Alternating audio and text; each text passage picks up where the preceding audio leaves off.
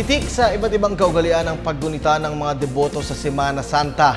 Kabilang na dito ang pagsasagawa ng penitensya na sumasalamin umano sa sakripisyo ng Diyos. Paano at bakit nga ba ito ginagawa? Alamin natin yan mula kay Xiao Chua sa Showtime. Ako ay Pilipino.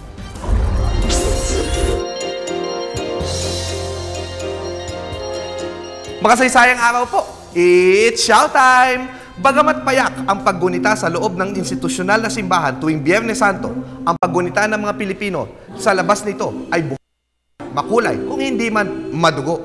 Laganap ang pagpepenitensya sa buong Pilipinas. Natutunan natin ito mula sa mga praile, hinahagupit ang sarili bilang disiplina o pagpipigil sa pag-iimbot, pagnanasa at pagkamakasarili ng kalooban. Ngunit, ang disiplina ay naging penitensya o ang literal na pagdamay kay Kristo sa pagsasabuhay na muli ng kanyang paghihirap upang mahugasan ang mga kasalanan. Marami sa mga penitente ang susugatan sa likuran at sa init ng araw ay lalakad, hahampasin ang sarili upang lalong dumugo ang likod.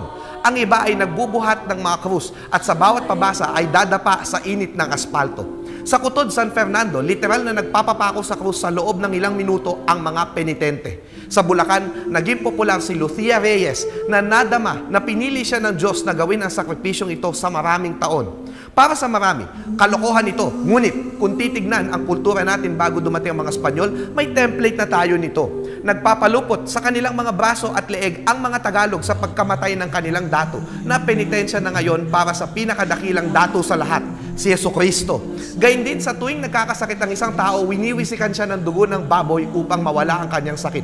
Kaya taliwas sa paniniwalang paglilinis lamang ng kasalanan ang gusto ng mga penitensya. Makagawa ulit ng kasalanan, ang pagsasakripisyong ito ay ginagawa din para magtamo ng kalusugan o ginhawa. Kapag natupad ang kahilingan, mamamanata din ng isang penitente upang magpasalamat at gagawin niyang regular ang penitensya bilang pagtanaw ng utang na loob sa Diyos. At kung sa pagkakasakit, hindi na niya kaya itong gampanan, maaaring mga anak na niya ang gagawa nito sapagkat ang utang na loob ay naipapasa sa mga anak.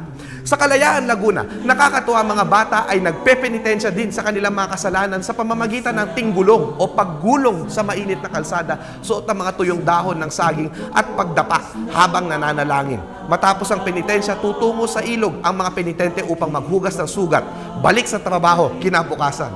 Sa Marinduque, ginugunita ang senakulo na nakamaskara o tinatawag na moriones. Matapos ang alas 3, oras ng pagkamatay ni Kristo, gaganapin ang tinieblas o ang rites of darkness. Ibababa si Jesus sa krus at magiging santo entierro o patay na Kristo ito.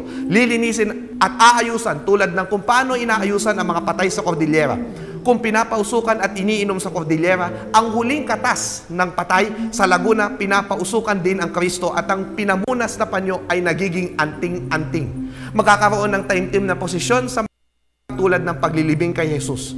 Tahimik ang marami hanggang hintayin ang Pasko ng pagkabuhay kung kailan sa umaga bilang paggunita sa pagkabuhay ni Jesus ay isang bata na gumaganap ng anghel ang ibababa upang tanggalin ang itim na belo ni Maria. Simbolo ng pag-asa sa buhay na matapos ang hapis at kalungkutan, may ligaya at kaginhawaan. Happy Easter! Ako po si Xiao Chua, para sa telebisyon ng Bite. And that was Shout.